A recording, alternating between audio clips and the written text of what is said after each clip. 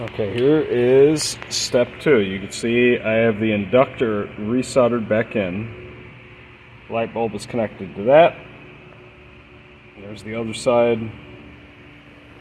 I have the multimeter tapped into TP202. If you look real close, it says B+. That's the B+ test point. A lot of people goof up and they measure B+ at this test point. This is video B+. This is totally different. Alright, so let's turn it on. You can see the voltage dropped a little bit. Alright. Now you're probably wondering, why even bother with this at all? You don't even have the flyback installed. Well, I don't know. There could be something amiss in the deflection side that would cause it to not work. I have something that's very intriguing here. I have one of these counterfeit C3688s. I'm actually going to try that out. Normally I would use a K7000 hot, believe it or not, for the full-on test, where I put the flyback back on and I actually jack it into the tube. But I'm going to try that counterfeit hot. I wonder if I can make it pop, just for old time's sake. So, stay tuned for part 3. Alright, I got everything interfaced in. We're going to see if this counterfeit hot survives. Power it up.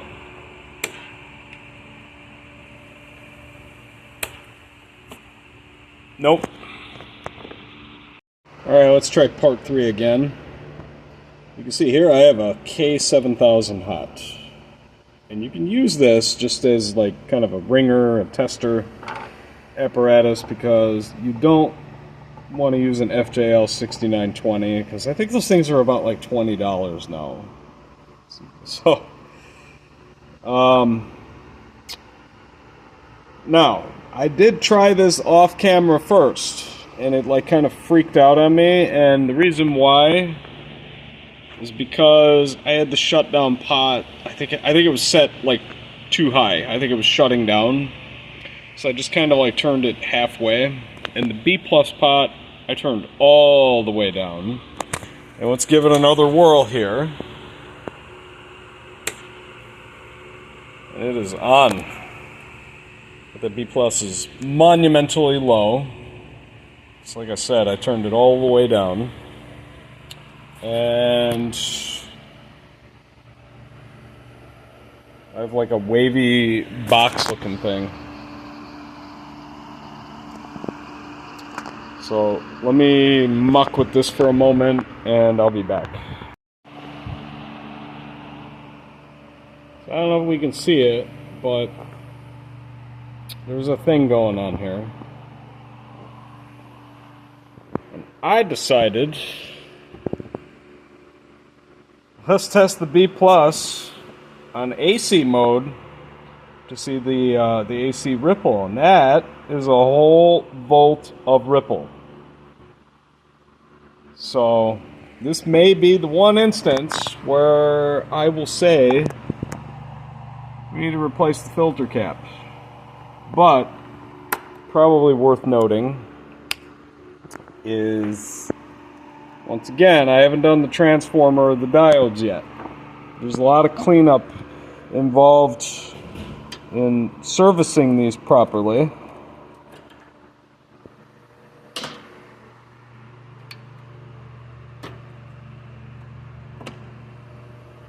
So I gotta pull this all apart.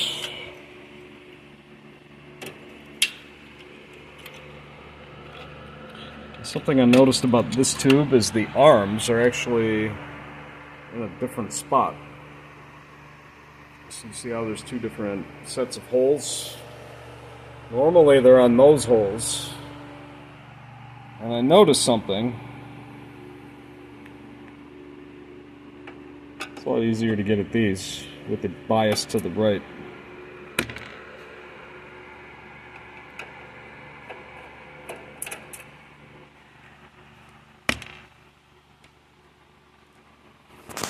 So we have to install a cap kit next, and I have to find a healthier filter cap.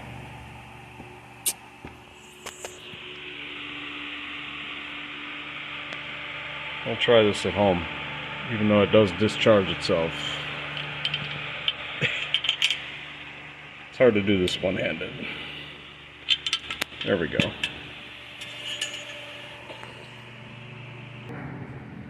Alright, hello and welcome back, everybody. Today I have a Wells-Gardner K7500. As you can see here, we're going to shill for APAR, I guess.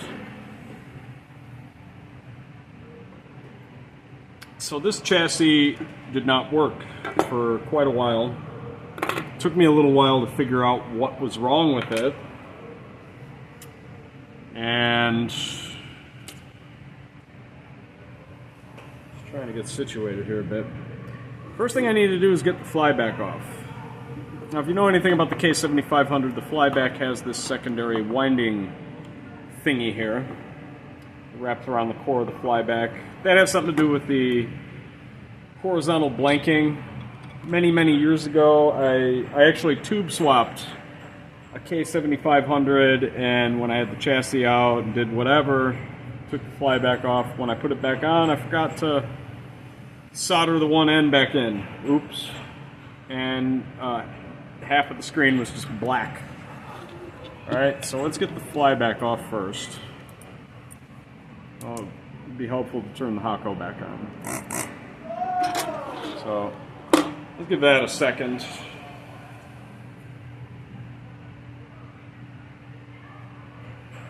Needed my sanding bit for the knot Dremel. So yeah, this chassis needs caps. Still got the original caps on it. Like I said, it didn't work.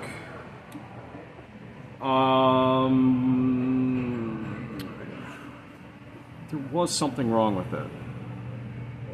But I want to say what fixed it was replacing the B+ pot and the shutdown pot. I don't remember what was wrong with this thing now. Been kind of picking at it for a few days. So this one, this side is under jumper. Usually use the regular iron for that. So that one's out. And then this other end, you can probably see a little blobby thing right here. I think this is it. Yep. There's the other end. And the Hako should be warm.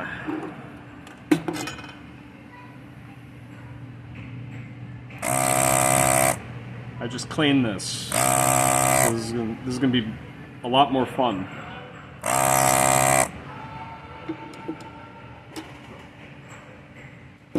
That's stuff in the way here.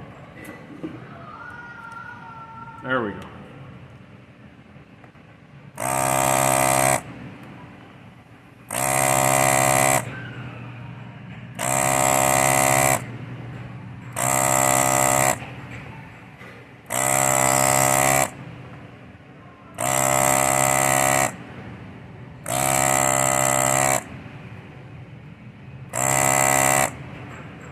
These I'm like kind of wiggling the flyback as I melt. That clears the holes completely out.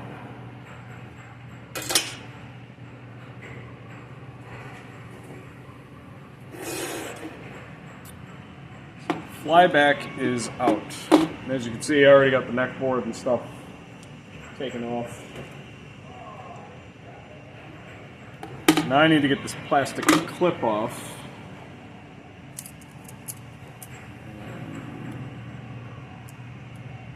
Use the Gerber flathead. Just kind of pry in the middle here.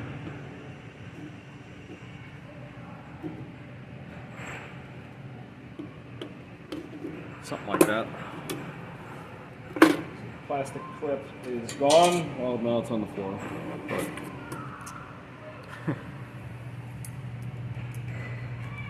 Now, what is the first thing I do? The first thing I do is I got to clean all of this up. So if you can observe here, solder kind of isn't too great on these. And when I had this monitor running last night, it one thing we can do here is I can take this filter cap off.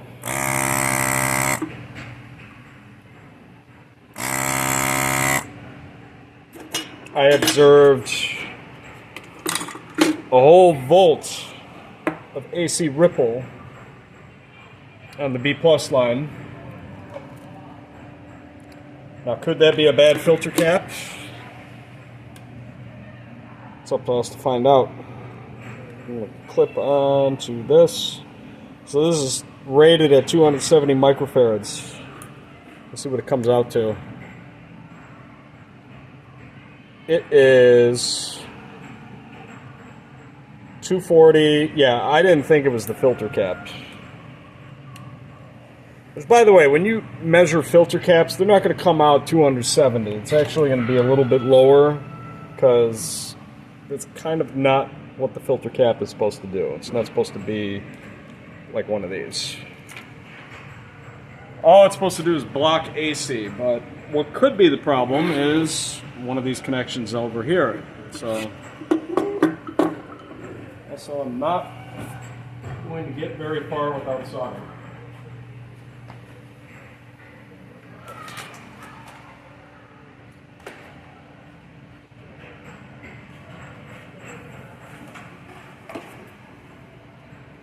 There we go. My mistake. I just kind of engineered this space right here. I don't normally work on this table. So, oh, you know what? R104 was measuring 13.5K. I just grabbed another one of these. It was like 9.5K. I also got to get the hot out. Got my ringer hot in here. K7000 hot. Because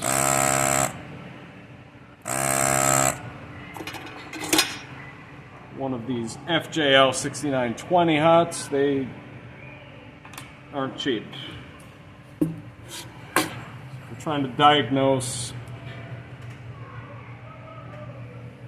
basically a condition unknown chassis like this one.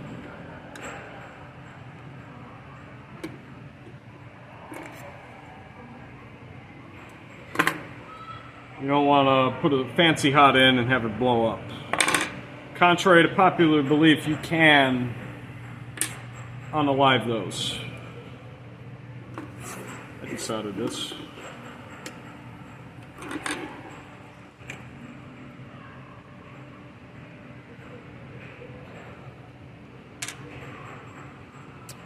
Let me move this. Move this down a little bit. I got the table backwards. You can see my blue tape. That's supposed to be my zone.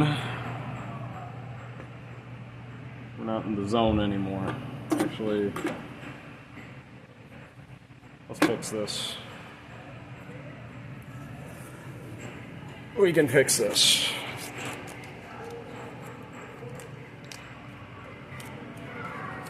We can fix this. Okay. That's better. All right.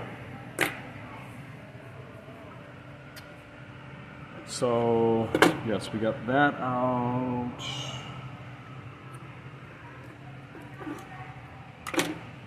Let's just install this. All right, so the middle leg,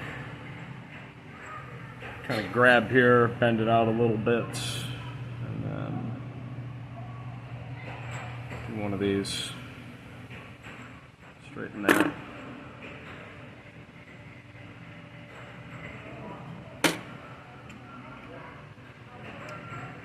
See if it lines up.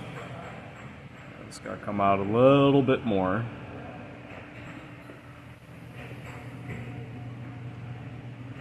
There we go.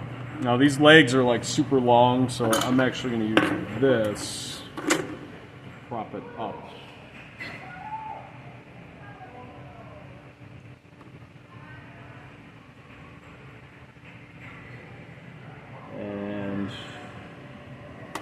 Getting this to line up is going to be a challenge.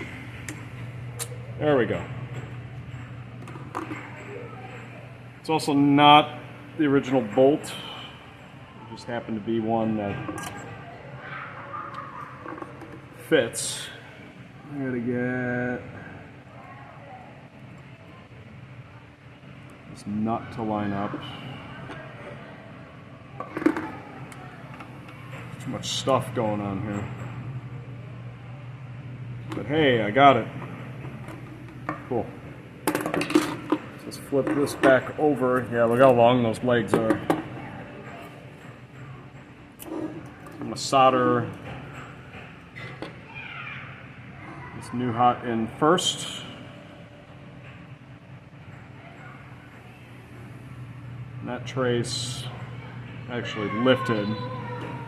So this trace was lifting up like this. I pulled back on the iron like that. It stayed flat. But that's not moving anywhere anyway.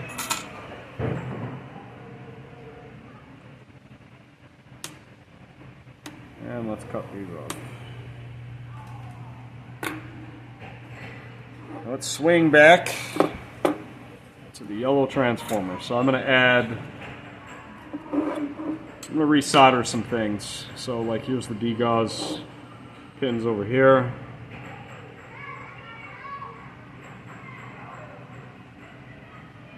I'm just going to fan it up like that. You got to let that one cool down first before you start mucking with the other one. I'm going to resolder this line filter.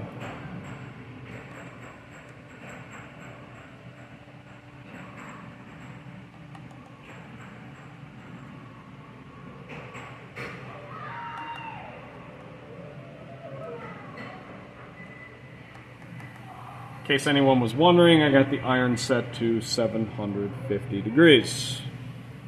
Alright, I had another chassis where this resistor had bad connection. This one has something to do with the earth ground. And that's the neutral side. So yeah, it like sits. I think that would matter if you were just using straight wall power, right? Alright, now we can go back to the other degauss pin. You can see I'm just tapping on the pin there. That makes it flow through very nice. Yeah, we're just gonna keep resoldering all of these.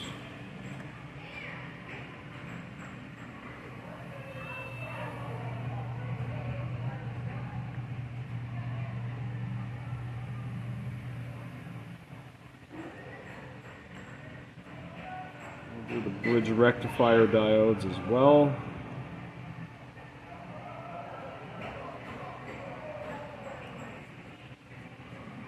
I'm going in a circle and over the top.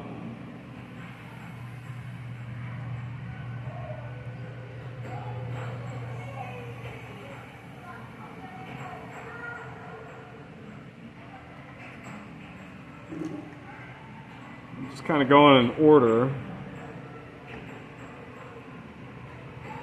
between where the stuff is connected, because that is effectively preheated, right? Now we can go back.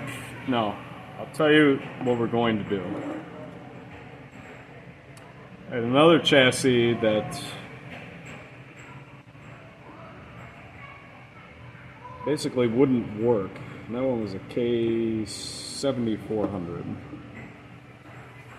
So what I'm going to do is add solder these MOSFET heatsink tabs. And the way how you get these to flow through real nice, use double iron. Just go back and forth.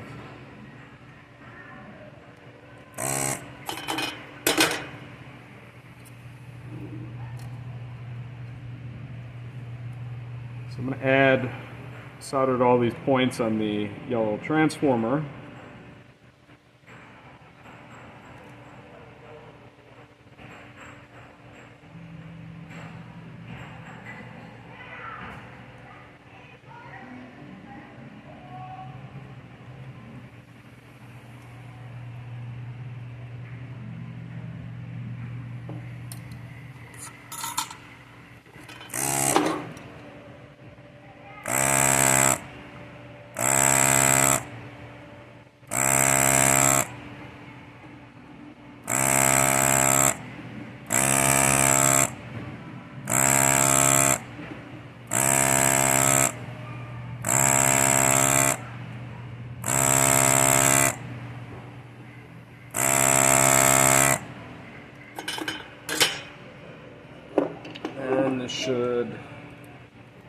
pop out, right?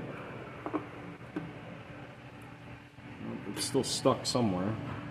Where are we at?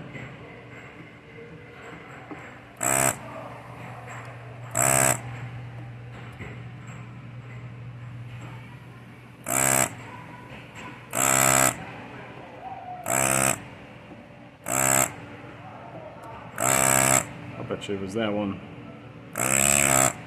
Made like a little crack sound. Oh, and this one too. Does it come out now? Let's see. Whoa! I never had one of those fight me like that, but there's the yellow transformer.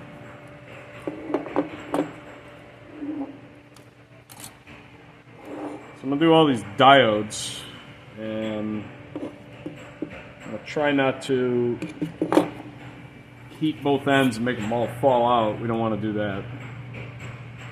So here's one.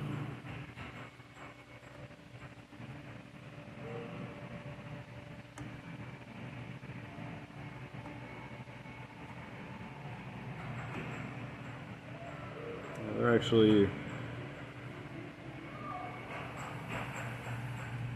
reflowing pretty nice.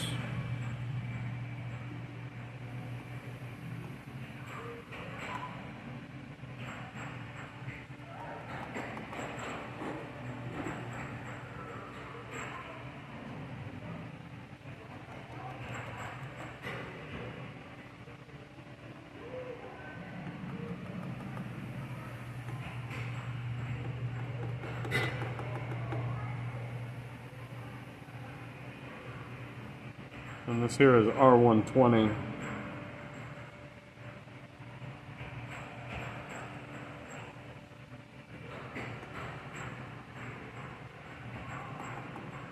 Which I'm starting to see a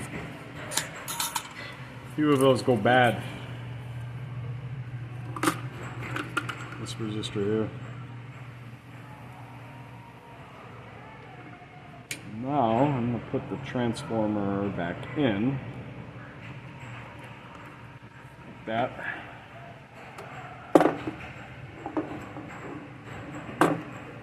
And it's that pad lifted a little bit. I'm going to add solder to this and just kind of pull back like that.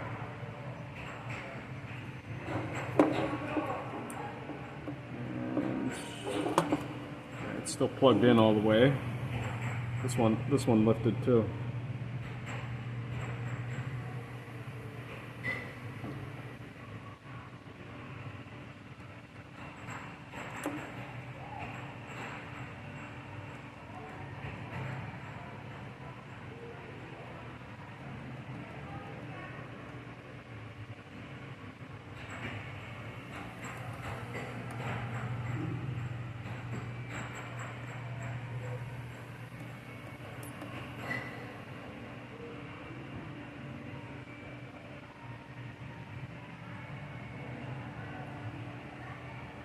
If it looks like the pin isn't getting encased or swallowed up by the solder, I'm just dragging up and down.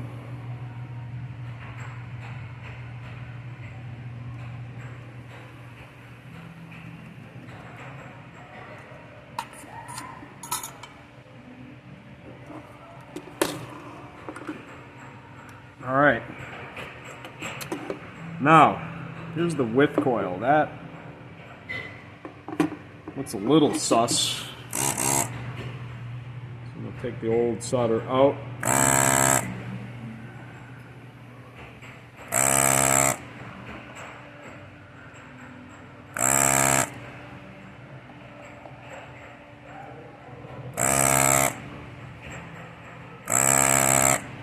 The legs are hooked a little bit, so it shouldn't fall out.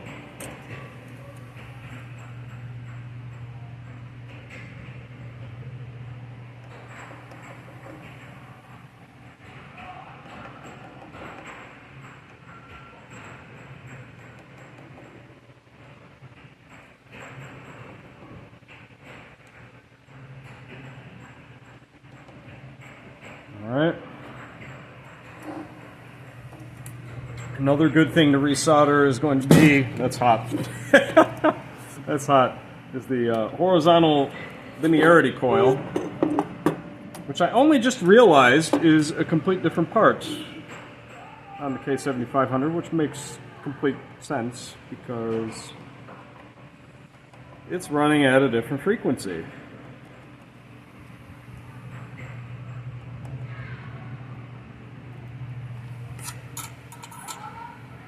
Alright, what else looks strange? I kind of don't like these. It's all these wires here. These are specific to the K7500. Oh, here's another good one, is the little hot transformer. That's a good idea.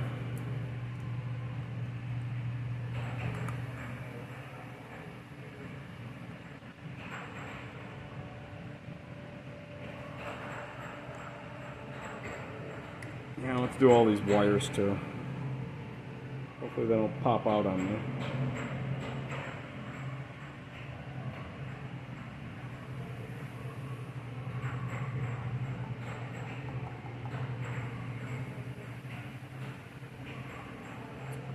Good news, they all stayed in place. Alright. Now, let's do the horizontal yoke. That's the horizontal yoke and the vertical yoke. Let's do those.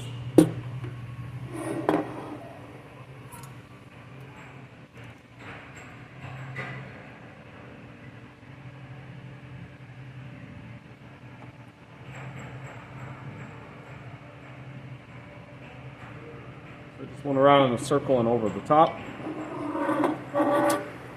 These vertical yoke pins, these traces, they can break. Okay, that one I just tapped up and down. Let's try that on this side. They look like they're two different types of pins.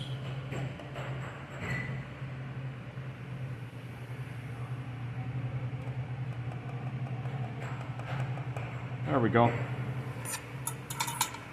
All right. And then the signal header.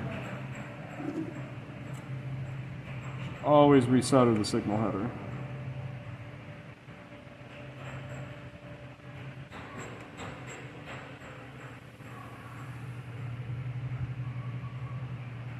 See here, I'm kind of guiding the solder into the tip.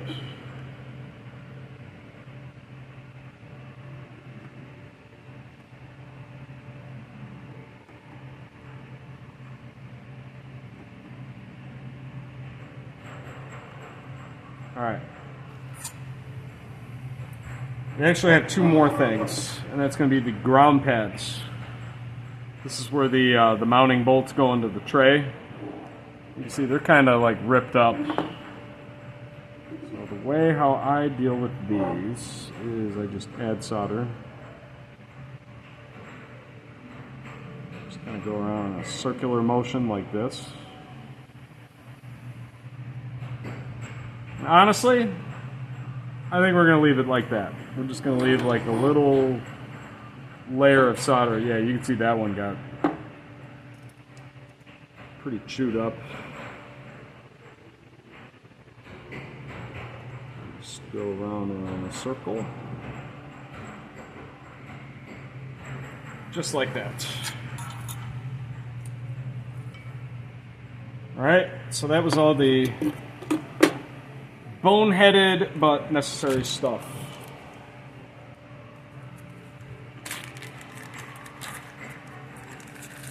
Let's get our cap sheet out. I do need kind of a cheat sheet today.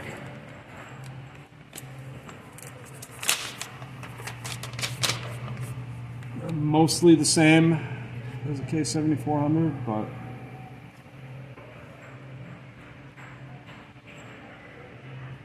steal some tape.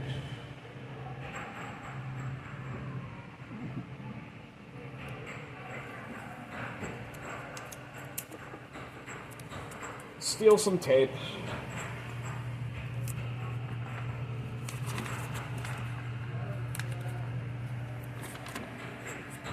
And speaking of tape,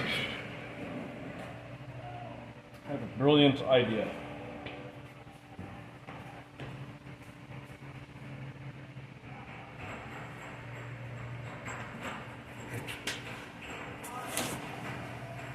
Boss man bought some new tape. You're gonna see what I do with this tape. I just kind of dump all the caps in the tape. And all the ones that are on the paper, I just kind of pull out and set to the side.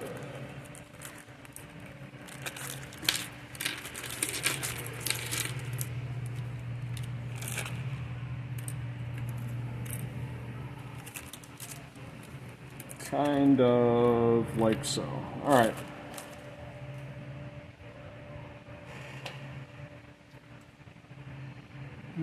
I'm running out of room. It's a disaster.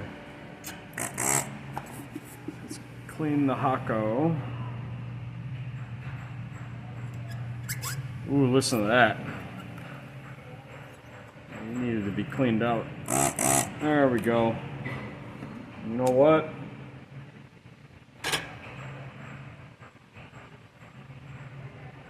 I'll dump the cup too.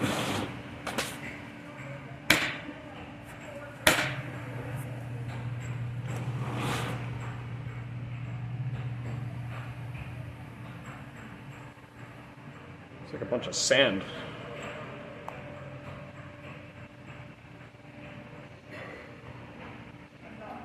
All right. Where do I start? I start with the biggest caps first.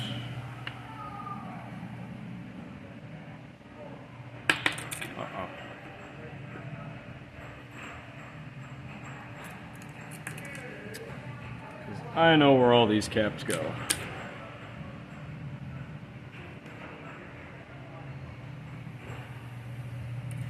Okay, so let's get these out of the way.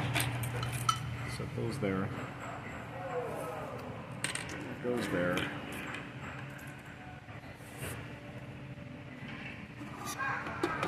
So some of these caps have like this white paste on them.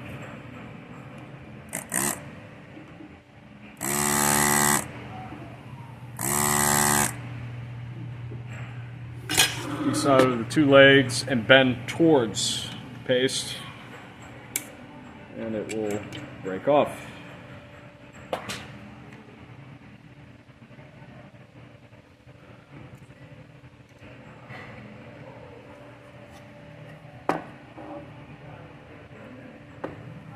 I don't bend legs like that. I keep them straight up and down. Use your other hand to press up on the cap. I just tack the cap one leg in place. Do the other leg thorough. Give it another push. Make sure it's in all the way, and then go back to your tacky leg.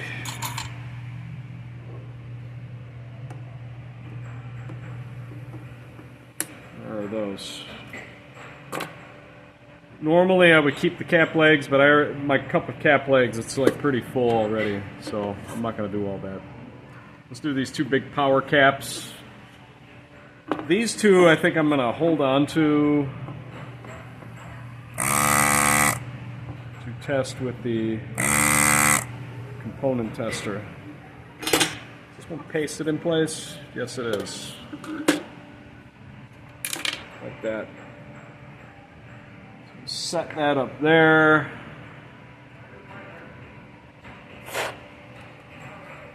And that was the 33-250 cap. So if you look at the leg spacings, you can see the new cap is a little smaller spacing. And the way how I deal with that is I take the minus side, I bend it flat like that. I'm going to do a 90-degree bend like that, and it will plug right in. Obviously it won't sit totally flat, but it will sit close enough.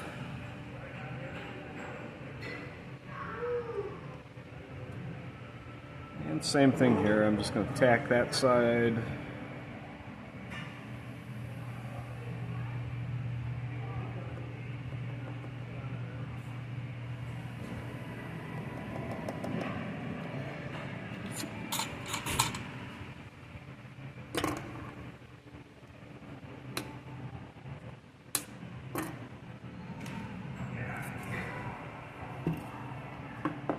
You can say hi.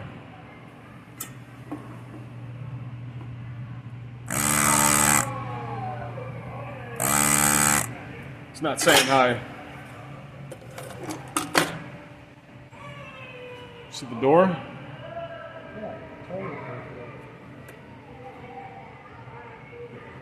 Oh my goodness, why isn't this coming out?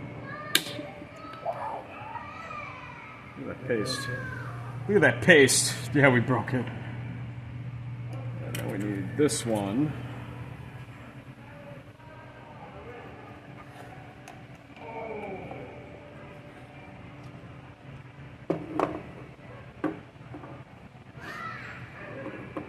Filter cap tested good. So I'll bet you it's one of these two caps that's bad.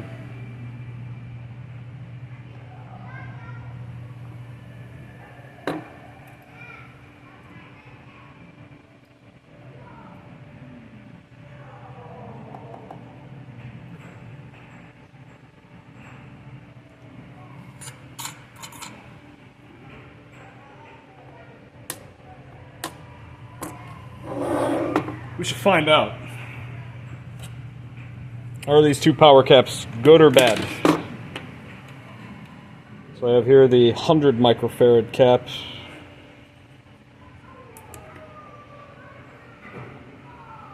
It is, we'll say he's pretty good. 100. Oh, look at this cap. Look at the caca on that. That is a leaking cap. So this one, 33 microfarads.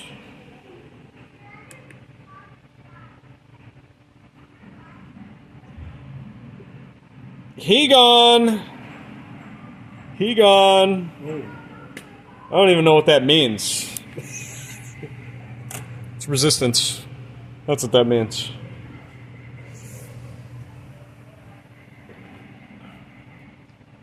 So that one had like an oil spill underneath it. We might have to re-examine the situation. I'll get this out of the way. There's nothing on there. That's incredible.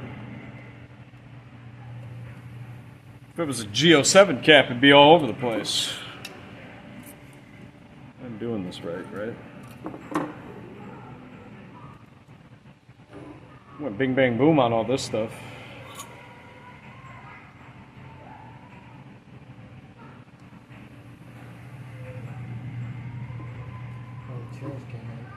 The chairs came in, but the handles did not. Right, that's what I said. That's what we need. We needed the handles. I don't need the chair. We don't need the chair. Yeah. Maybe that's it.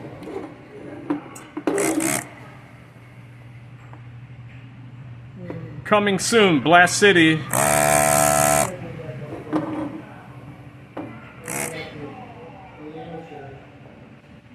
Yeah, I'll be here. Is the Hako clogged? What's wrong with you? Uh-oh. I'm thinking this isn't a good spot for the garbage can because useful stuff keeps falling in it. The Hako might be clogged. Might be clogged. All right, let's try again.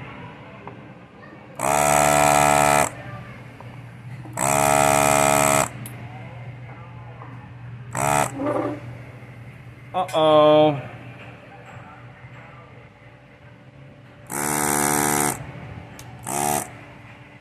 Uh-oh. It normally means the paper filter has problems.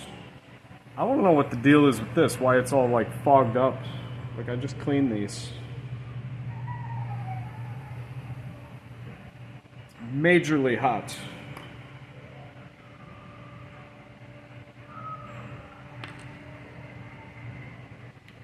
I just cut a chunk out of that. So I guess we're gonna take another.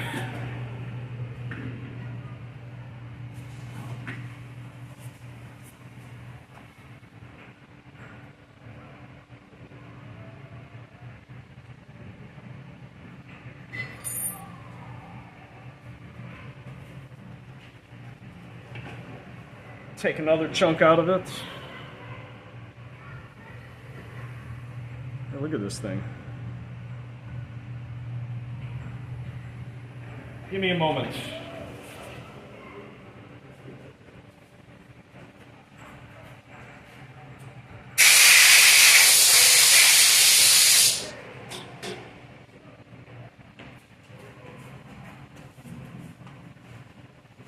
All right. I don't know what this thing is doing, but it's silly. There's stuff lodged in here.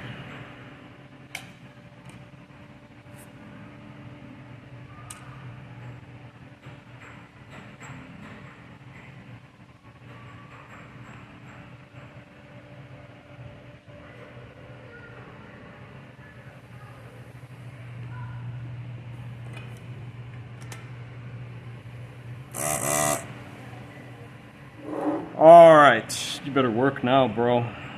Let's see. There he is. Stupid paper filter. Just gave you a free tip. When your Hako acts stupid, that's what's wrong. Okay. As we were. So there's actually different hole spacings on this cap. I want to say it's the U2000.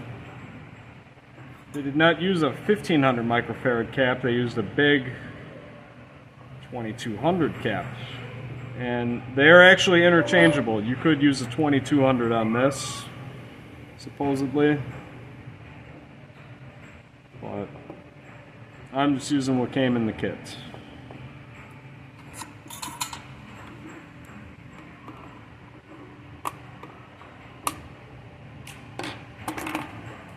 Alright. Let's do this 470/35 up here. Which I believe is this. Oh.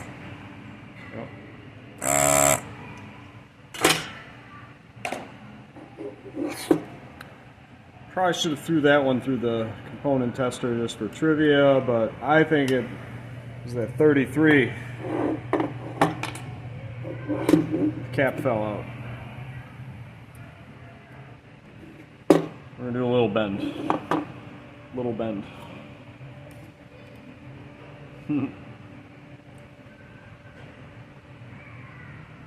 Push that back in. There's that.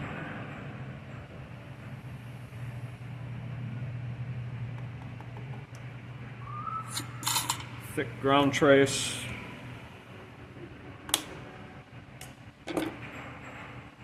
What were you? 330. Alright, so these two caps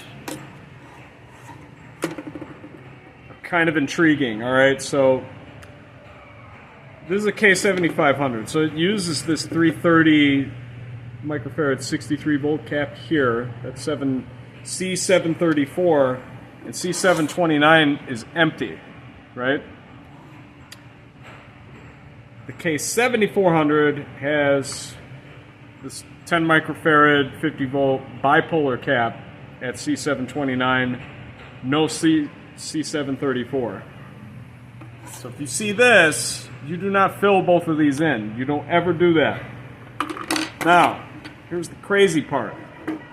Here's the bipolar cap up here, and if I'm not mistaken, I think these might be connected, but don't take my word on that.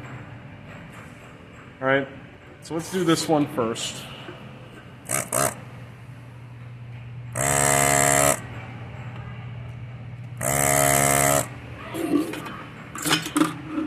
And of course, white paste. Bend toward the paste.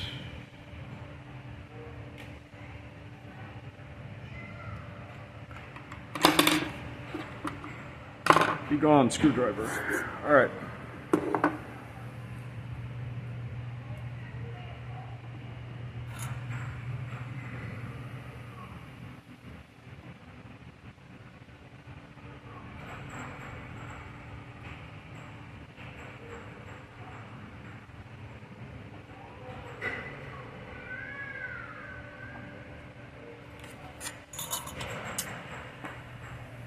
Alright, now the bipolar cap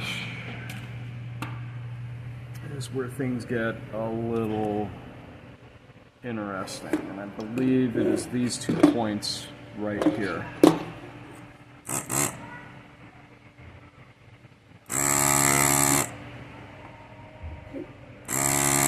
Yep. So make sure you don't go desoldering all of those. Don't do that.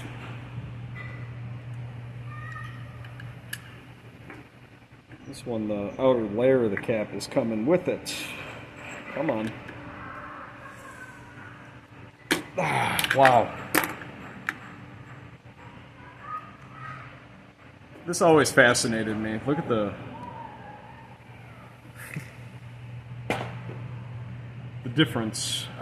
So this cap, I think I bend both legs out and put 90-degree bends on either side. And then this goes in. Bend these together closer.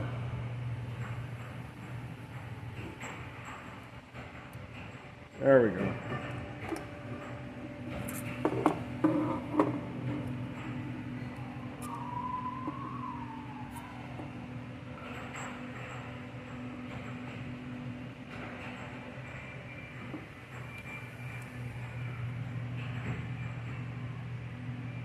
Probably one of the trickier caps to install.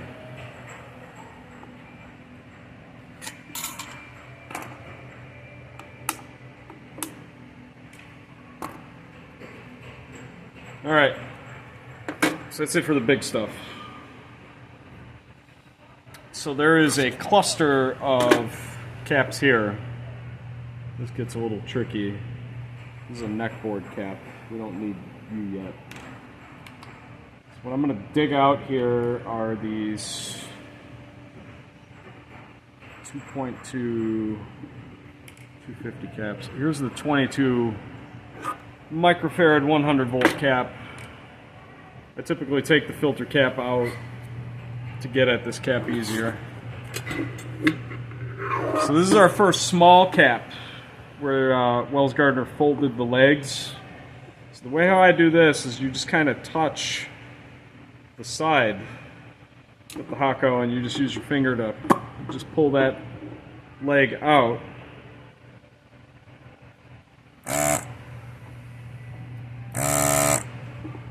That one I kind of faced the leg straight up and then I was able to desolder it out.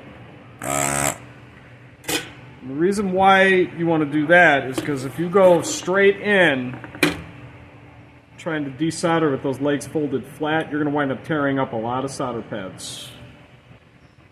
Ask me how I know. Alright, so there's that cap, and we could throw the filter cap back in now that we've established he was innocent.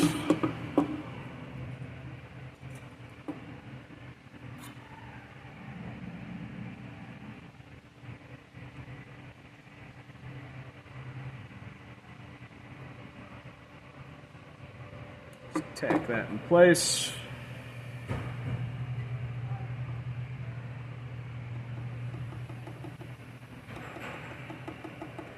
There we go. Let's go back here. Don't forget that. Don't leave your solder like that. That's not good. This is a big thick tray, so you got to hold the iron down a little bit longer.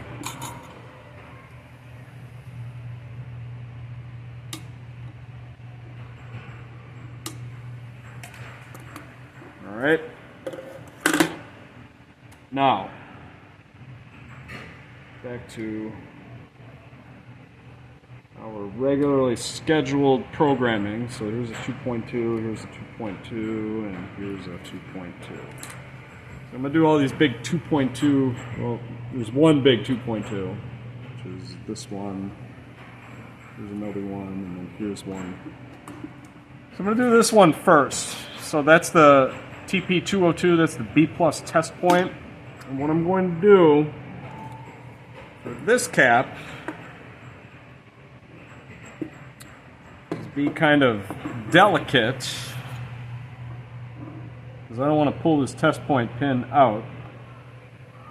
So I'm just going to heat up this leg of the cap, slide it out, go to the other side, slide it out. Very delicately clear this hole out. So I can install the new cap. And watch what I'm going to do with this new cap.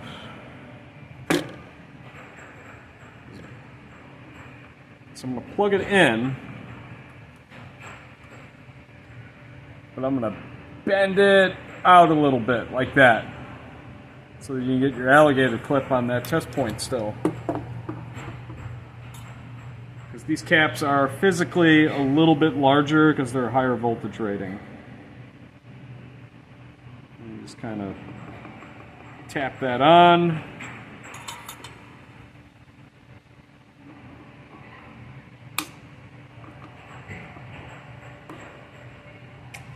I stand corrected from before. That one is kind of a tricky cap to replace. Alright, now let's do these other two. Figure where they are placed. I think this is the big one. Yep. And I'm like pushing on the top of the cap to like flex it around. Alright, so there's the big one. And here's the other one right here. Maybe see that leg moving them back and forth.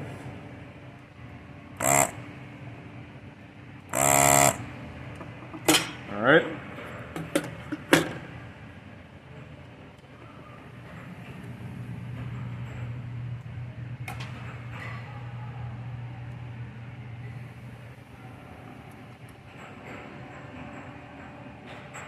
I believe these kind of infringe on each other's space, maybe? No. No, they fit okay.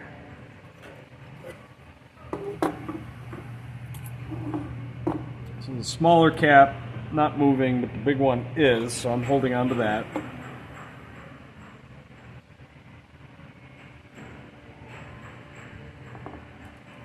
That is tacked.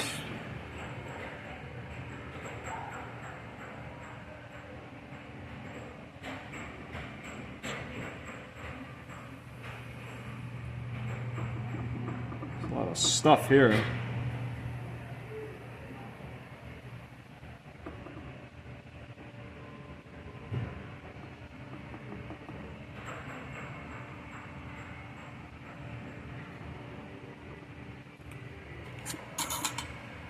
Gotta do a couple passes on those.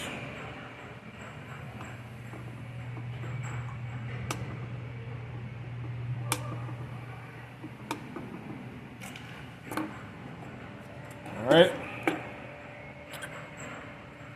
And dun. 470.35. Where does this cap go? He's up here someplace. I think.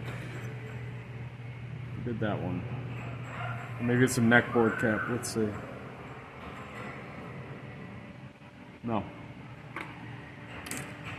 We will set that aside. I need a 10250.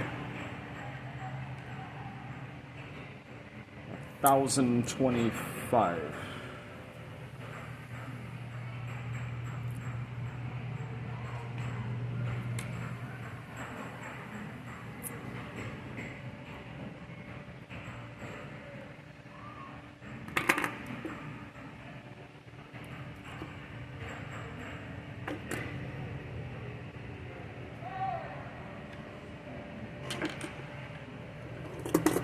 All right.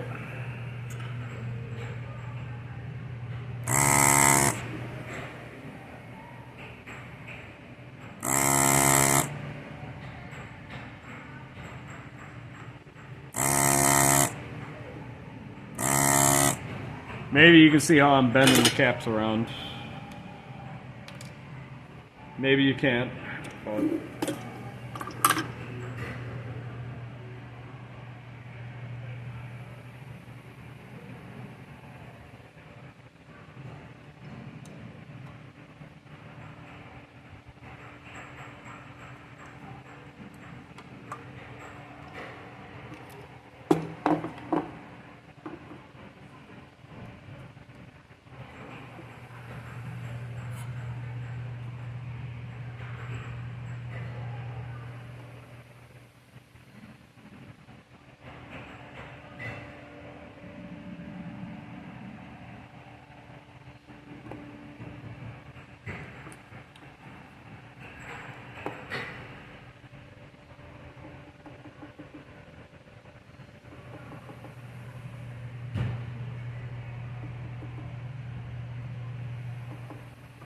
Uh-oh.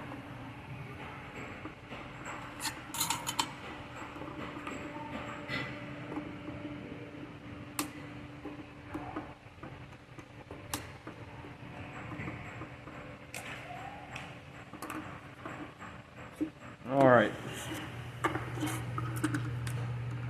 What is next? Here's a bipolar cap down here. There's that. And I know where 4750 goes. And I know where this 3363 goes. And I know where this 1250 goes.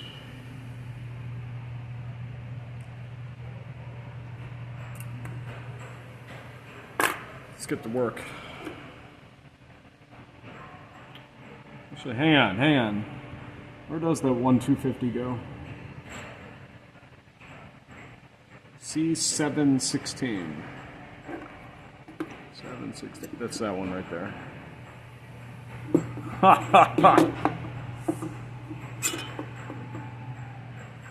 Some caramelized solder right here, bro. That one looks rough.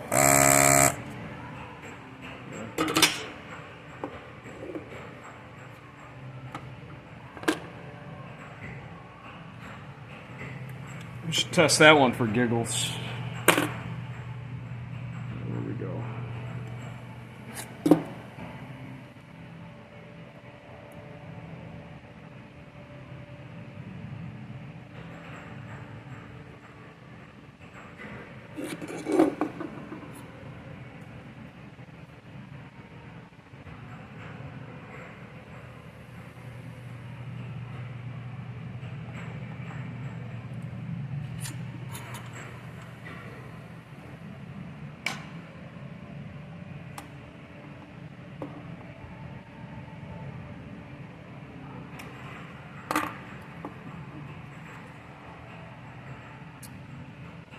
These are the bipolar cap, which is, I believe it's this.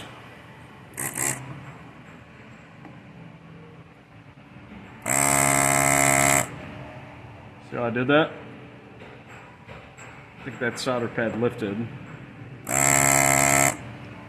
It's not the goal, but oh well. So I learned something about that resistor. That is actually the heater circuit that goes to the neck board.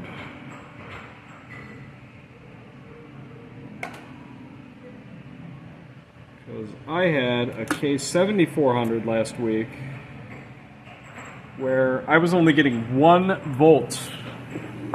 Oh, there's the solder pad. The solder pad lifted. Uh-oh.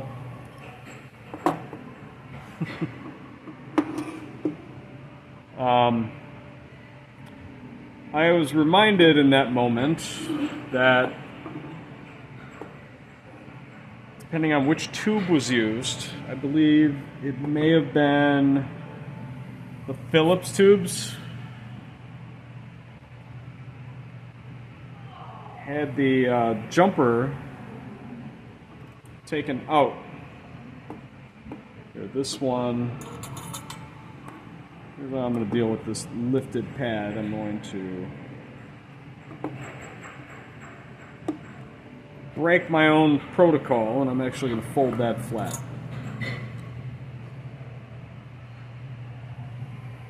Like that.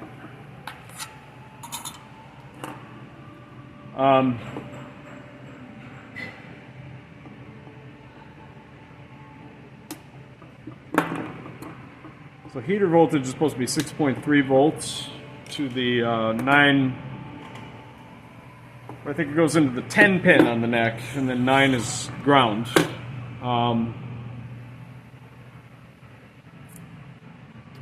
At 1 volt, and that's when I looked at the neck board. I'm going to show you that when we get to the neck board part. And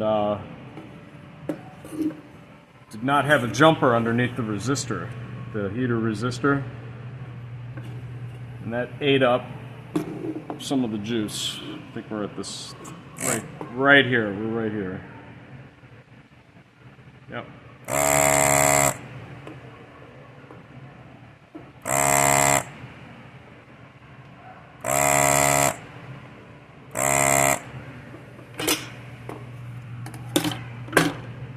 This is the little 47 microfarad 50 volt cap. It was 16 volts.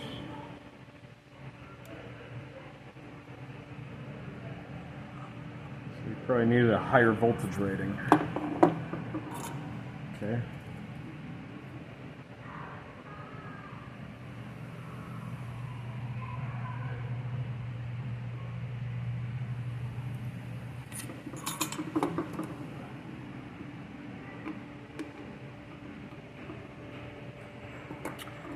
Now, that big tall cap, there's a little cap right next to him. That's the 3363 cap.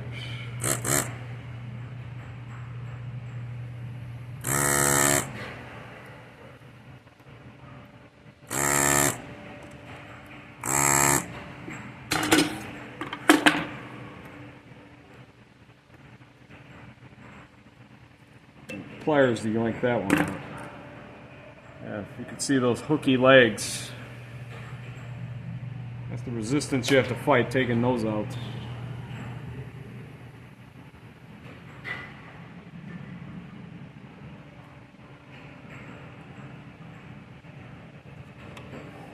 There's too many obstacles in the way.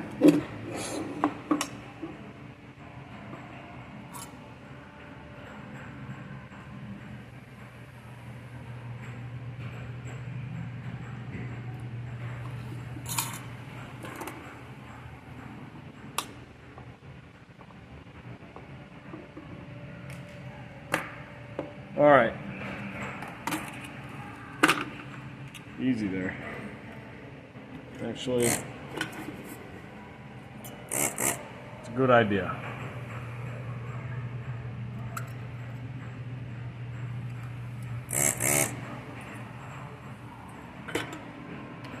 All right. So the tape is kind of empty. All right. So I know where these go. So that was a 1000 microfarad 25 volt cap, and up here is a 1000 microfarad 16 volt cap. Don't get caught in the trick bag. The replacement for this is 16 volt cap. Don't mix them up.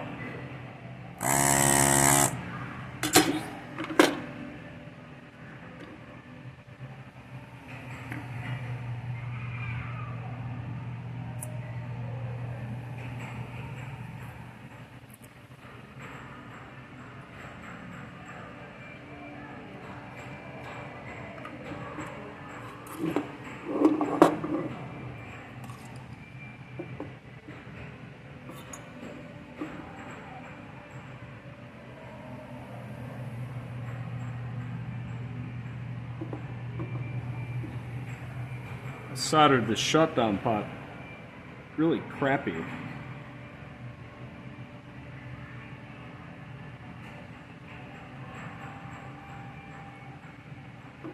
Like some stuff on the leg.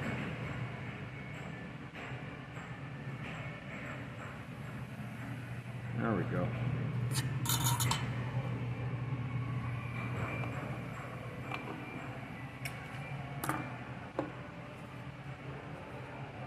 And then the 220, that's that one right there.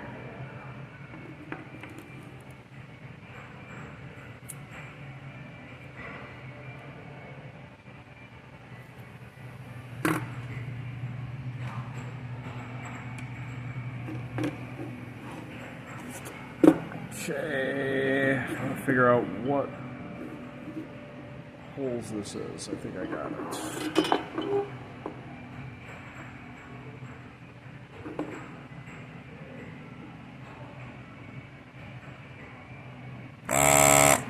Yep.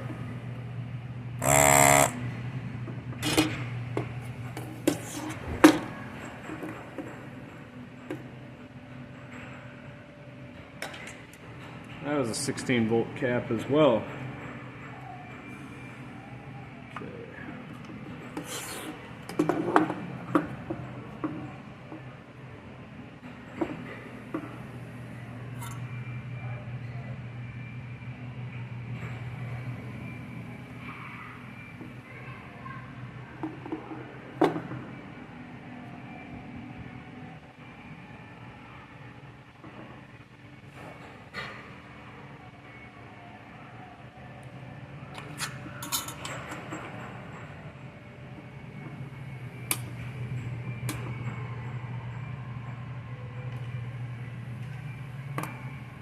Alright, I gotta figure out where this cap goes. Where's this other 470 cap go? What are we missing?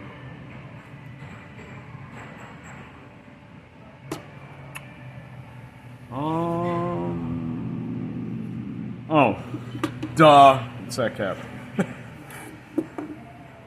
It's that cap.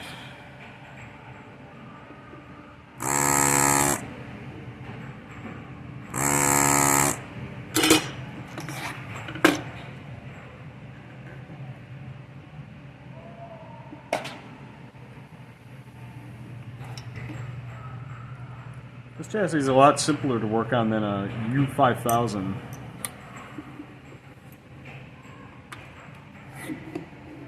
I love the U5000, but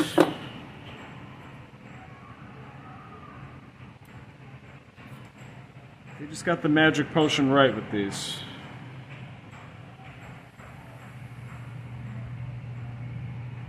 I remember what the problem was with this. When I went to do my first power up with the deflection side connected, it was reading 144 volt B plus, and it was like freaking out, right? It was in that moment I realized I had the shutdown pot. I think it was turned all the way up. So it was basically shutting down. That's what it was doing. Alright, let's gather up these other little buggers here. I think those are the 4.7s. These are the ones. Let's do those next. So that's going to be these caps. They're like in pairs up here.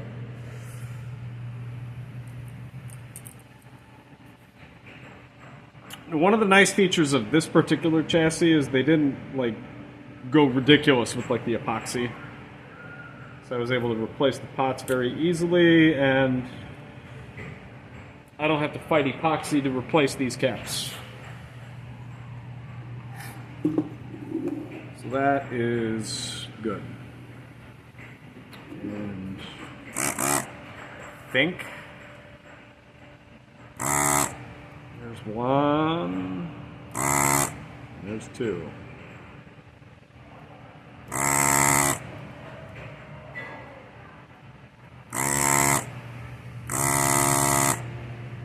There we go. So yoink these out. So I wound up turning the shutdown like all the way down, or mostly all the way down, and fine-tuned it accordingly when I had it actually running.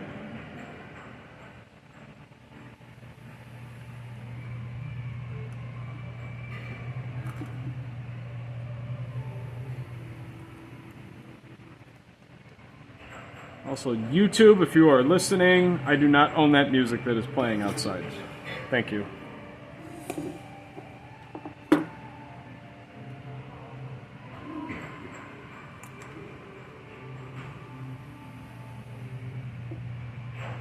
Those are kind of sus.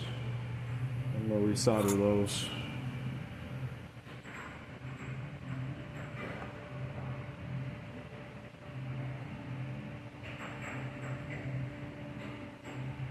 I kind of get the vibe that this chassis was relatively heavily used.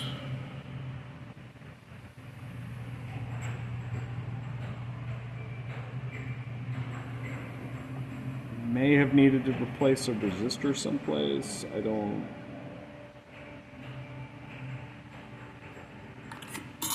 Okay.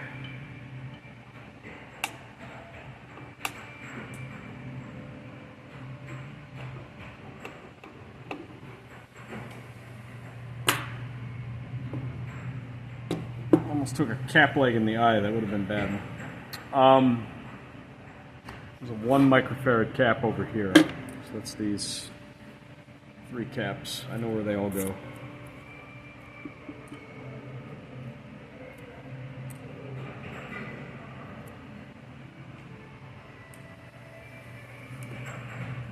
So let's do this.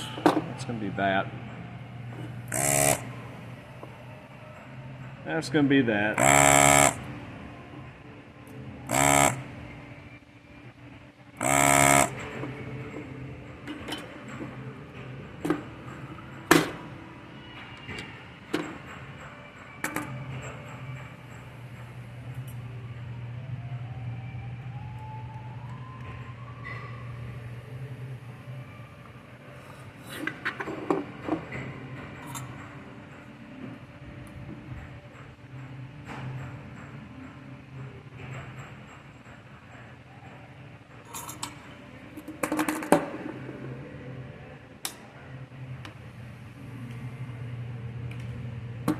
Alright, we're getting distracted. Placing these caps. Yeah, I'm gonna resolder these resistors. These all look kinda kooky. Alright.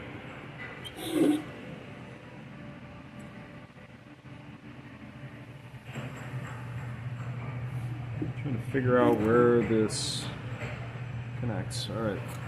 It's these.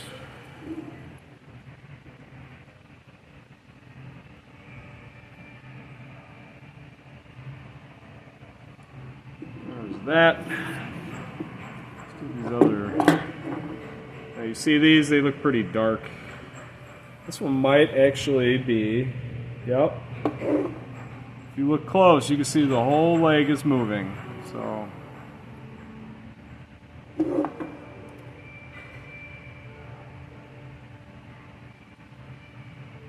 Tell you what I'm going to do with these. Give me 1 second.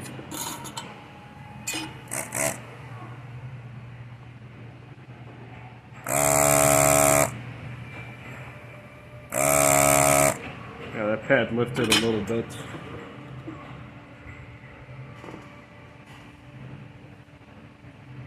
Let that cool down for a second. And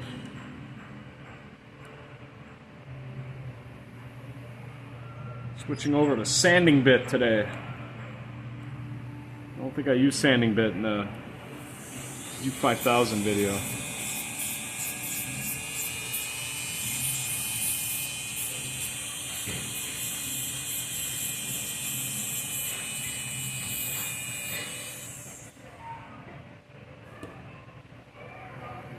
just want to clean that up a little bit.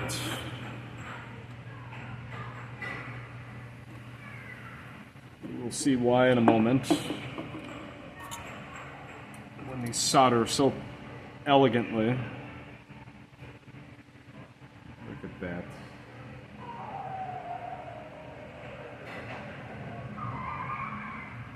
Yeah, you don't want it where the solder like kind of blobs around the leg. You don't want to do that.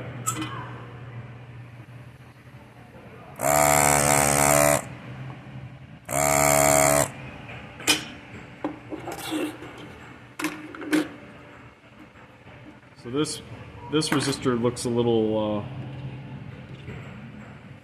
ripped up.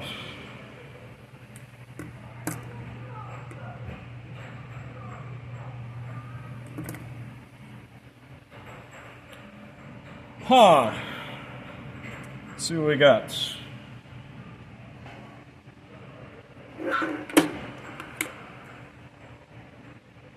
Actually.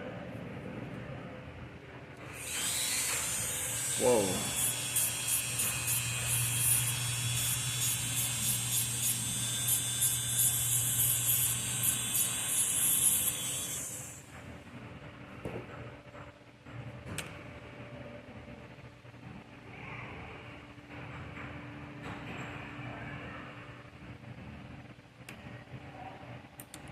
What do we got? Is that right?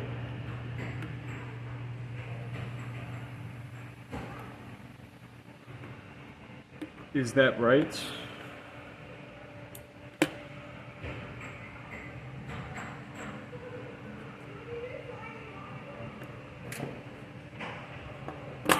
We don't know. We're going to put it back in.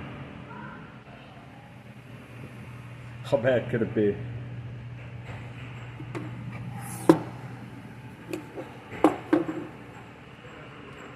Yeah, these pads are definitely lifted.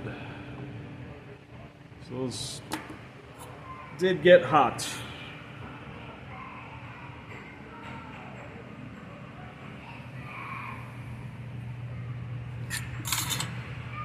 That just smelled like applesauce. All right, now we gotta do these two. Since there's a lot of stuff in line, it is pretty easy to like get goofed up here.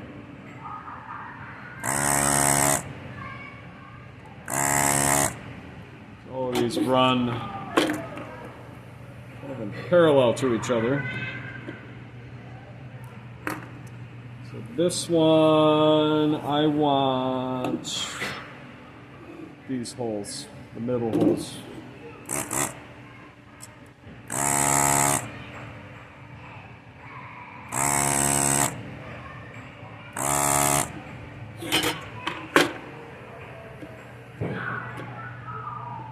See what happens when you actually concentrate. There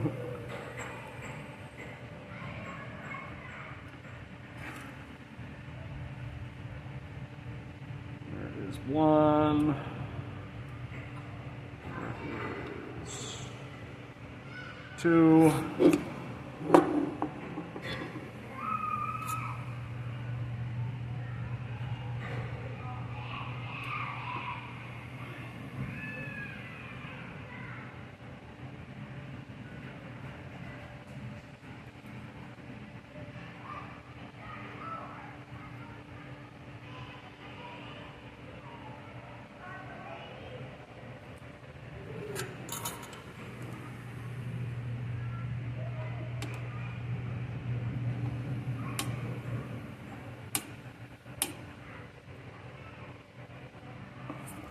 Those cap legs just flew across the room.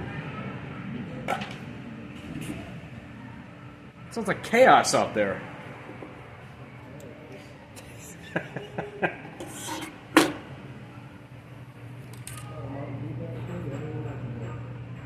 haven't even opened it. Do you know what's funny? I had it on the cart. I wheel all the way back here and I look at the cart and it's gone. It fell off. It's not even cold anymore.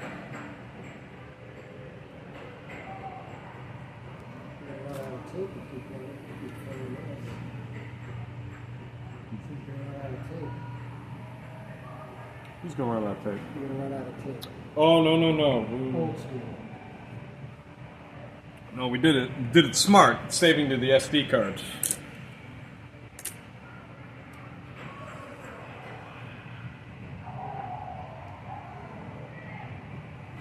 Yeah, I got here today. It actually gave me a notice saying like you're running out of space. And I'm like, oh, okay.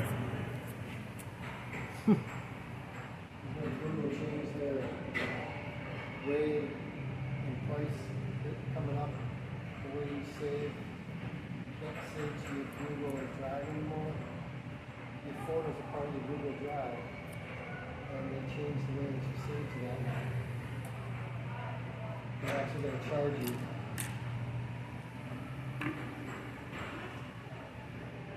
Okay, this is a funny story moment. So the month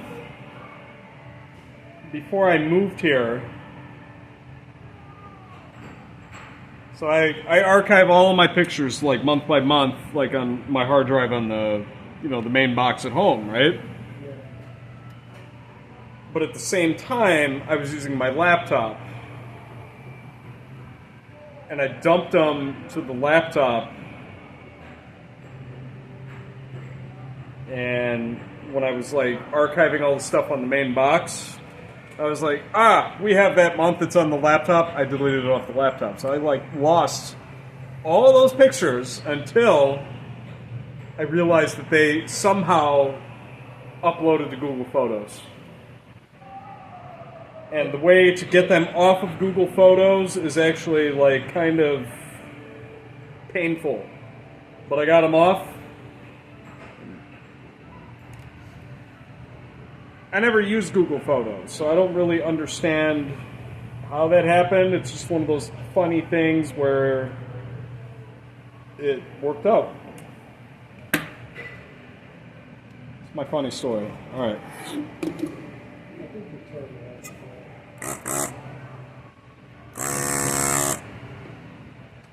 A lot of crazy stuff happens in 3 years.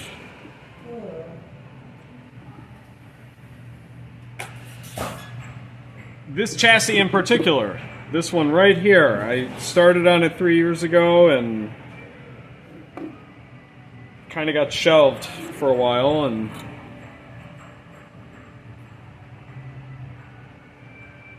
had to relearn how to work on these.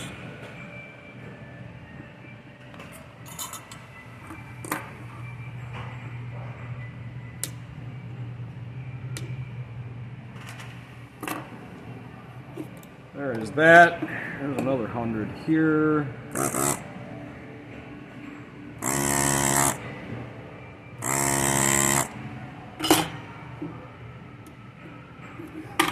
My neck appreciates this arrangement because it's kind of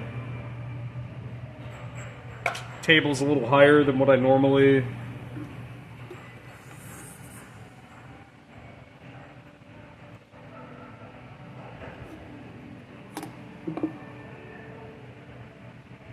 Yeah, we're doing this instead of pinball.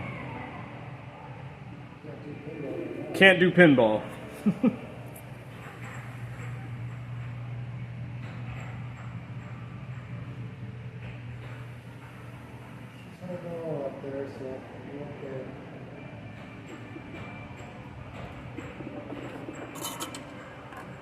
Boss 2, everybody.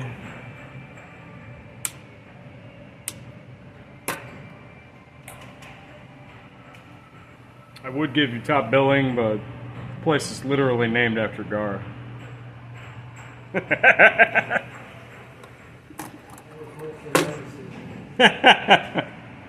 Oh yeah, you did talk him into doing that, didn't you? Yeah, you didn't want to do it.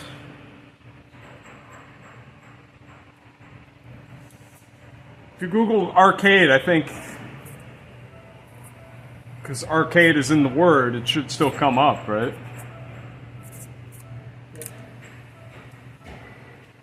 Well, these cars would be the #1 result. Well, not actually. There's 2 other arcades you pay to be top biller. And they're not even fucking arcades.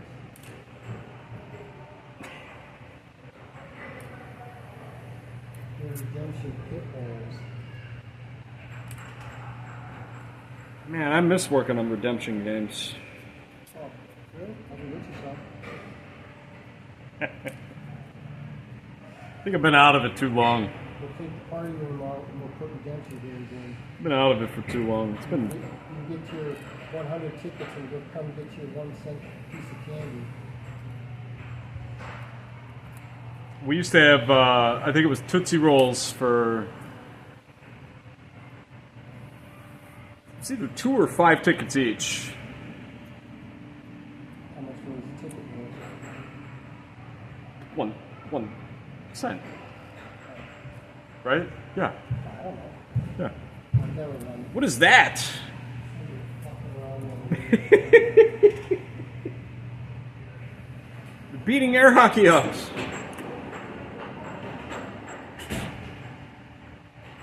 Alright.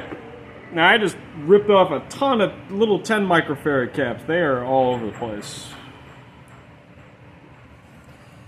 This is going to be fun. I found one of them.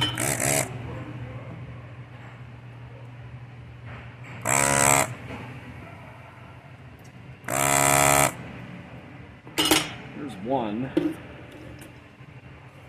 And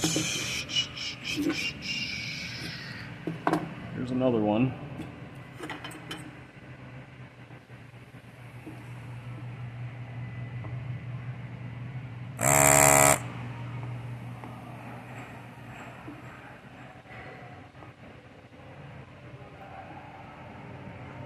That is a big block of solder right there. So we gotta add some solder.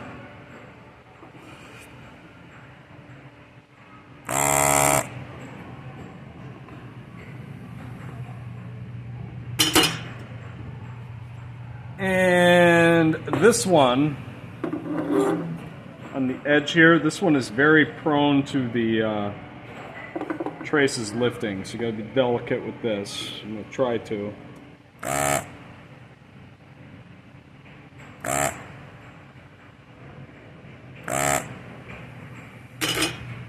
Try to be delicate. That wasn't delicate. This one's still kind of in here. Oh.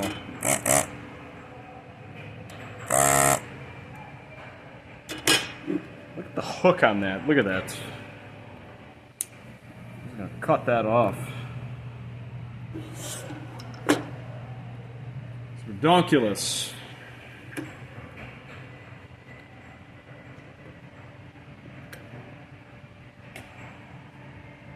I need 3 of these.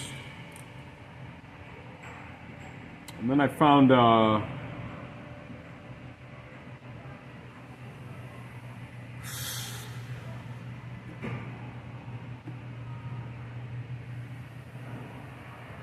what is this cap? 2.250.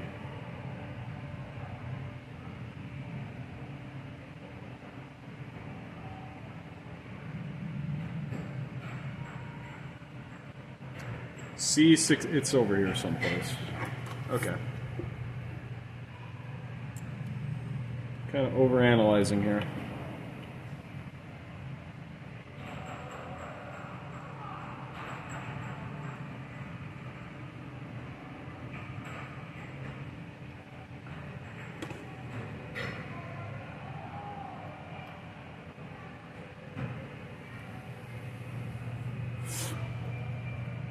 And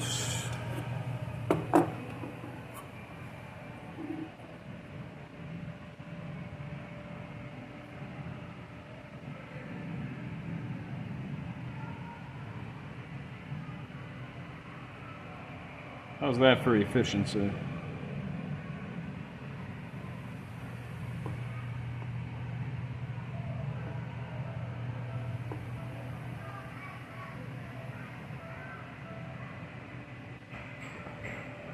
Stuff getting in the way on that one.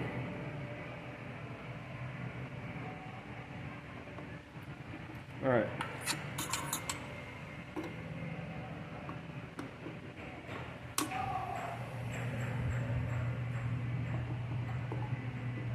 Actually,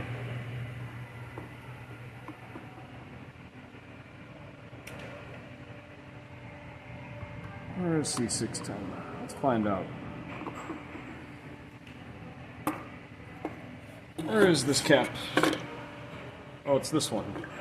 Duh! I keep forgetting about you, vertical IC caps. My bad.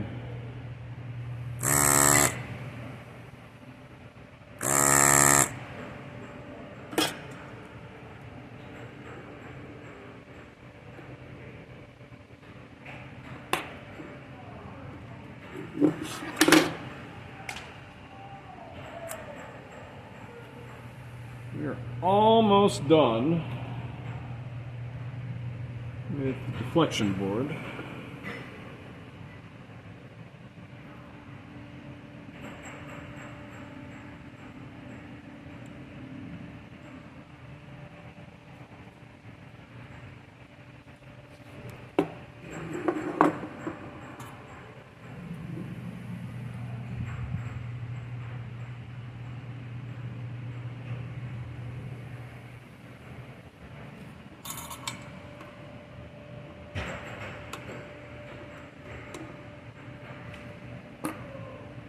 Alright, let's look around.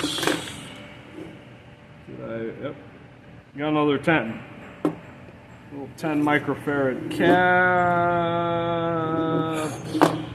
It is right there.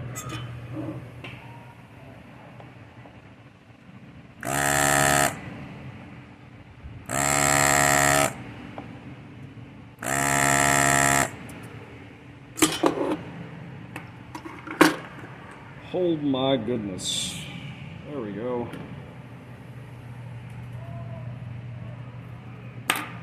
And I'll be recapping this neck board too, I think. Yep, those look like original caps. So I haven't recapped one of these in a while.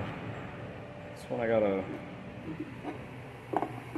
pull the legs from the other side.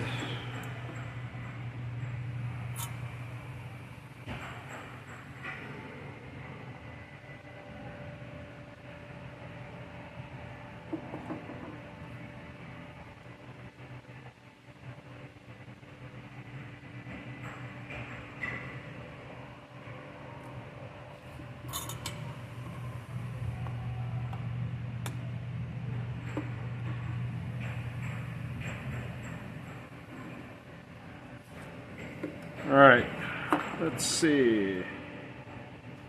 Did we forget anything else? We're done. Let's set that aside.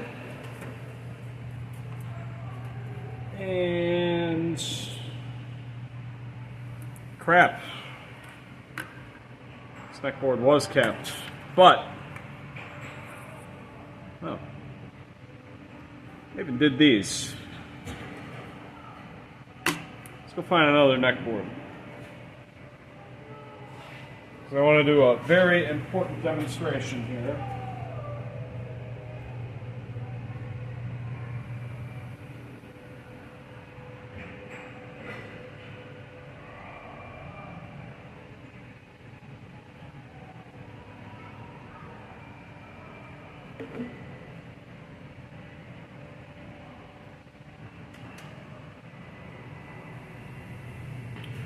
Well, maybe I can still do the demonstration. Let's see. Are these floppy legs? No. Those aren't floppy.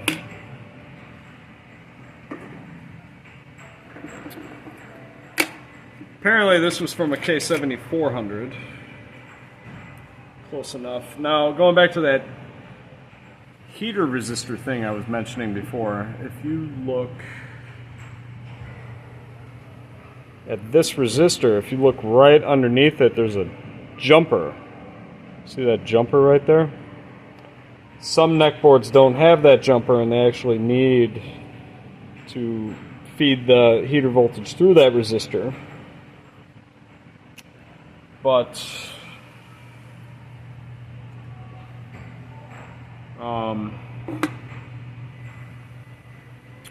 so I had to use a cap leg and add a jumper.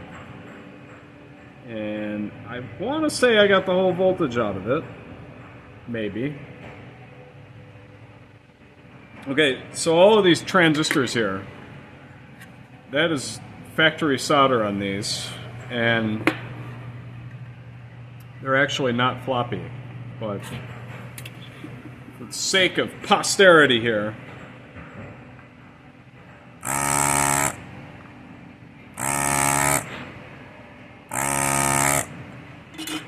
take one of these out.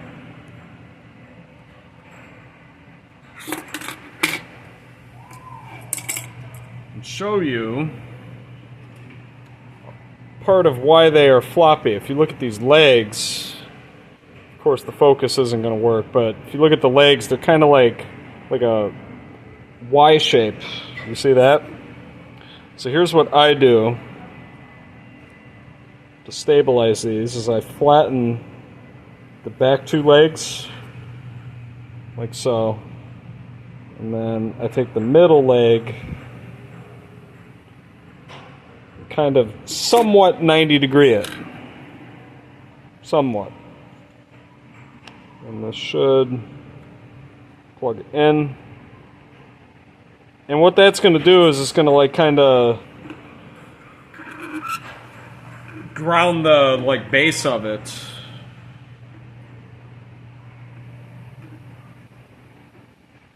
Unfortunately, I can't do a lifted solder pad demonstration here.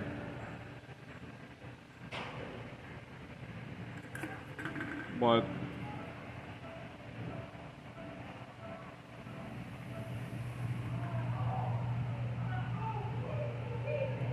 solder all these in, and after you're done, I mean, there isn't any motion on this at all, but if you look at it, like that's not moving. Now these, a little bit bendier. You see the difference? Well, maybe not. Maybe I don't know what I'm talking about, but let's replace these caps on here because this is a pretty solid neck board. Might need it for something.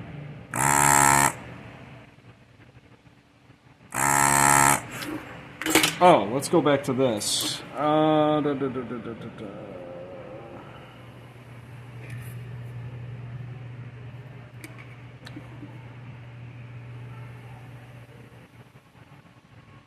Is this the neck board that I grabbed? I guess so. But there was another chassis. This resistor was blown open. It was like completely blown open.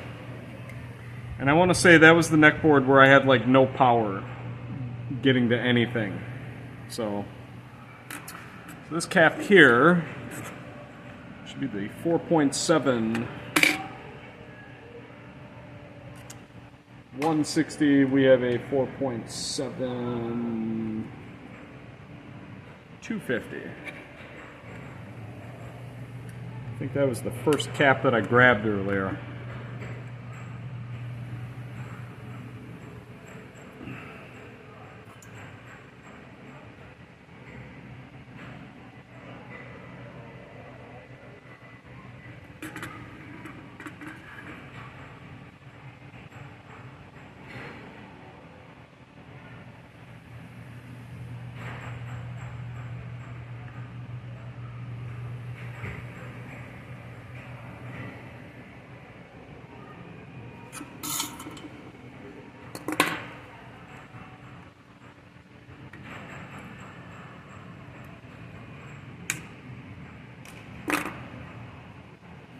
So you see these resistors here, normally they're like boom, boom, boom, like right all up on each other, but I started spacing these out and it actually reduces the temperature a little bit because these get hot. These heat sinks aren't as good. Alright, so what do we got here? Are these all 10s? 10, 10, 10. I think this is 100. This one's 100.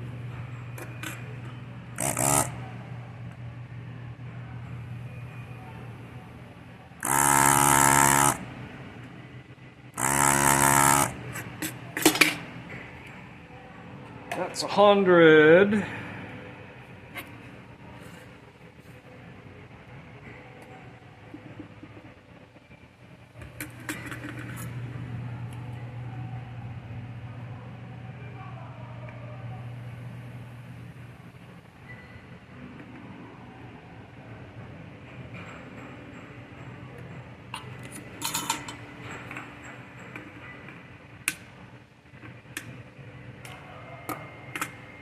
Okay, this is just these, right? These are simple. They're all in a row.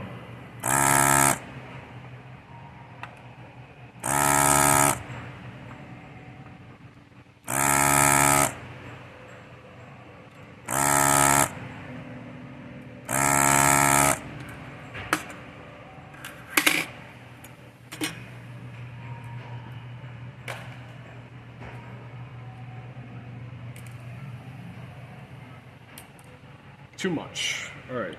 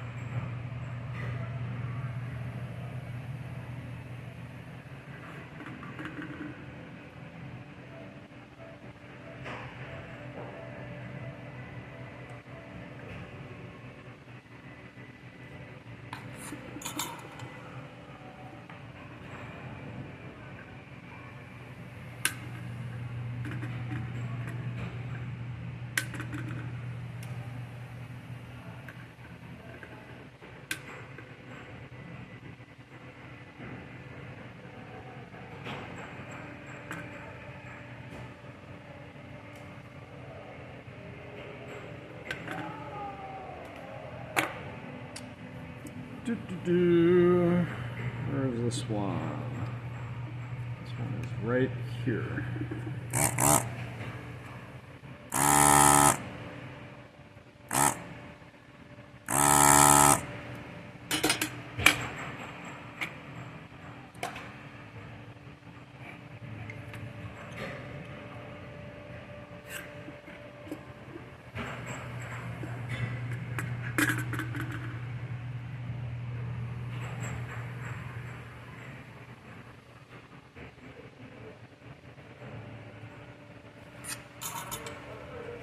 And I got some caps left over because those are for the pin cushion board that we do not need.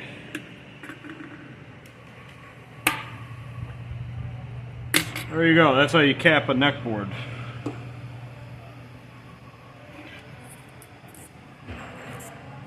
Is there some different stuff on these? No. No.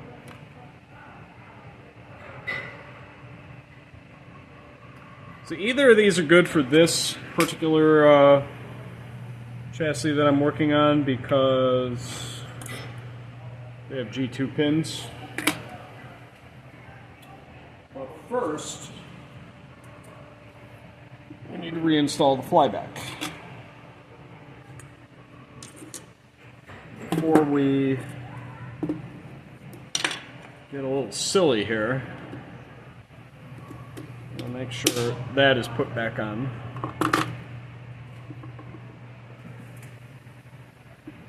Years ago, I tried testing K7400 in an NHL open ice, and you'll never believe what happened. I didn't bolt it down, and it slipped, and I believe I still have that chassis somewhere in my collection. But it was stuck in vertical collapse after that.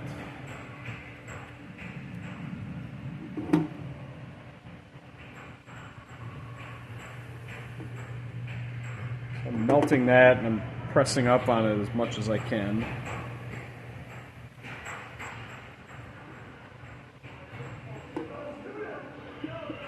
Okay, and before I get into all of that, let's get this secondary winding thingy back together.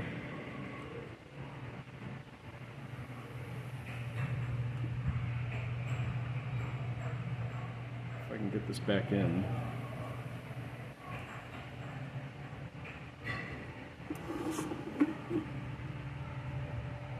Oh, I closed that back up. That is funny.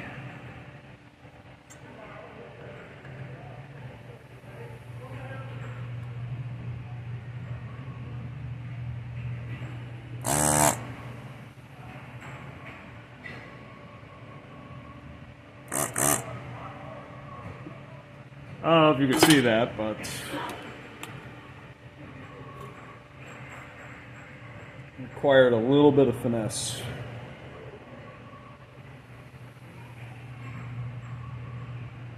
I decided a bunch of other junk.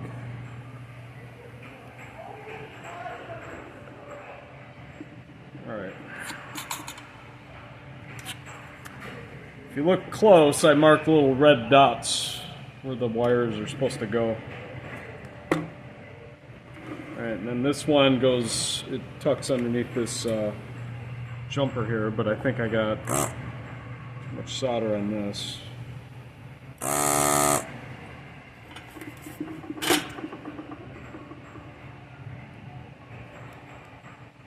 There we go.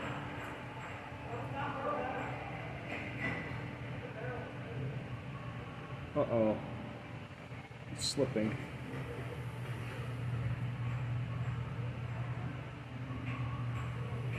Just keep a hand on it, make sure it doesn't move.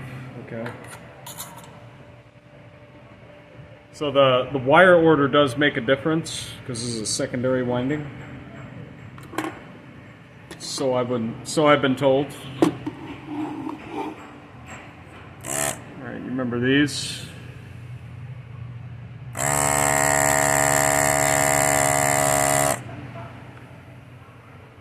Clean this excess off.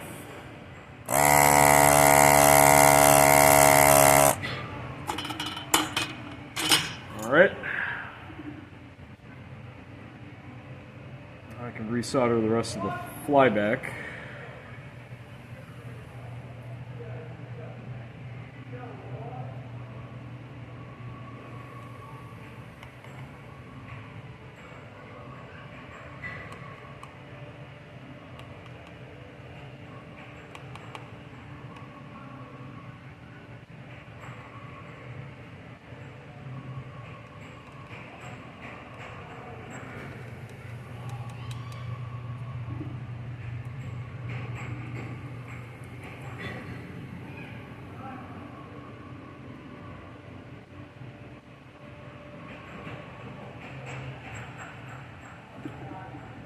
There we go.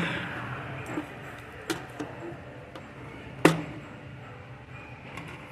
put the neck board back on.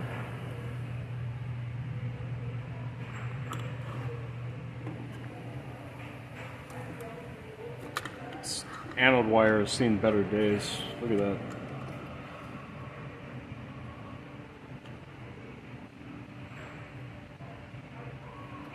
Actually, I always kind of goof this up. I don't know which way is the proper way to do this.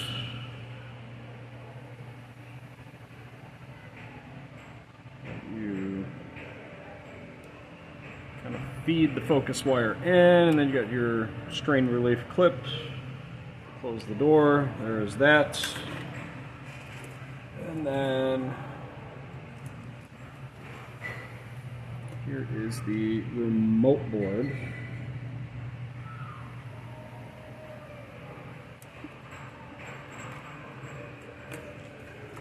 And that's it. That's That's how you service a K7500. And the instructions 99.99% apply to a K7400 as well. So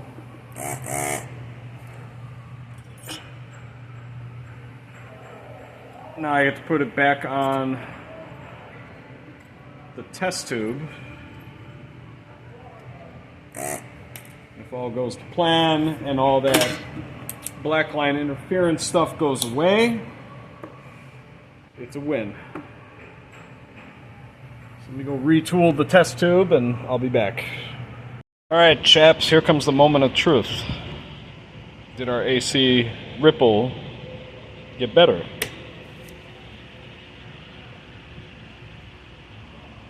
Yep, it got way better, because that was a whole volt.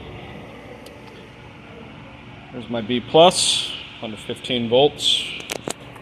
And just for giggles, I'm gonna unplug this, see what our video B+ is. There's like too many wires and stuff in the way here. It is...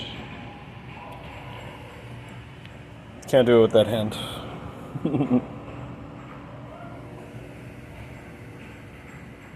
Dude, that's amazing. Okay. That is probably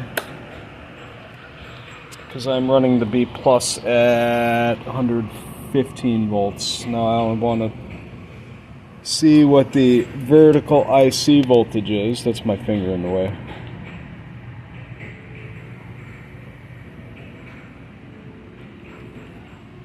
Clip on that.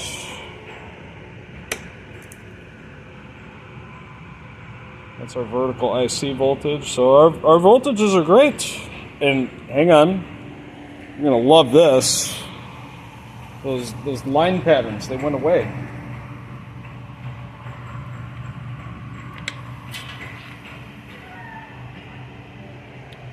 The line patterns went away.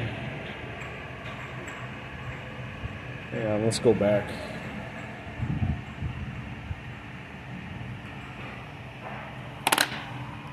That one looks a little freaky deaky. What's going on here? Let's turn our brightness up.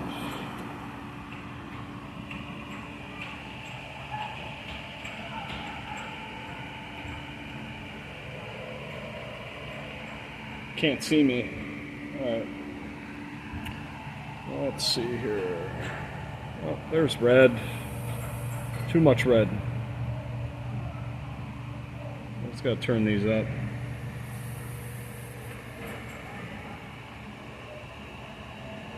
This is a healthy monitor. Look at that. That is really cool. Alright, well I guess that concludes that operation. We are doing good. So, thanks for following me on this journey to fix this K7500. Put it to bed. Gotta turn the TPG off. It's a rookie mistake. But, I don't know, if you like this, give me a like, give me a subscribe, leave me a comment. And we'll have to find some other stuff to do. So, thank you for watching. Alright chaps, here comes the moment of truth. Did our AC ripple get better?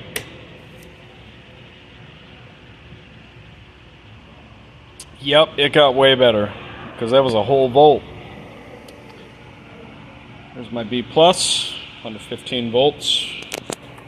And just for giggles, I'm gonna unplug this, see what our video B+ is. There's like too many wires and stuff in the way here. It is... Can't do it with that hand.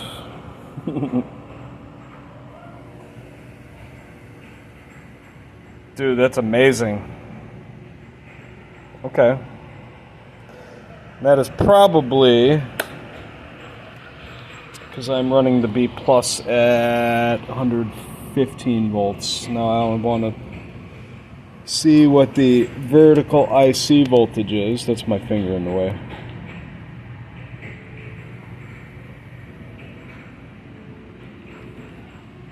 Clip on that.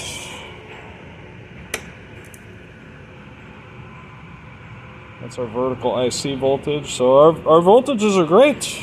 And hang on, you're gonna love this. Those line patterns, they went away.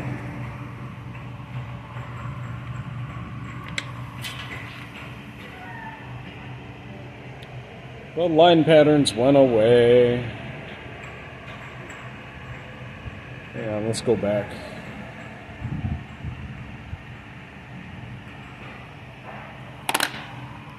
That one looks a little freaky deaky. What's going on here? Let's turn our brightness up.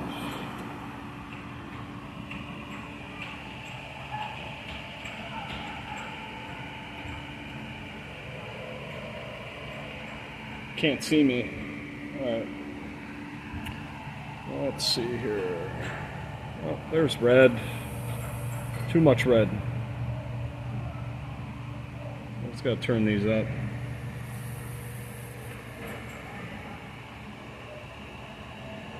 This is a healthy monitor. Look at that. That is really cool. Alright, well I guess that concludes that operation. We are doing good.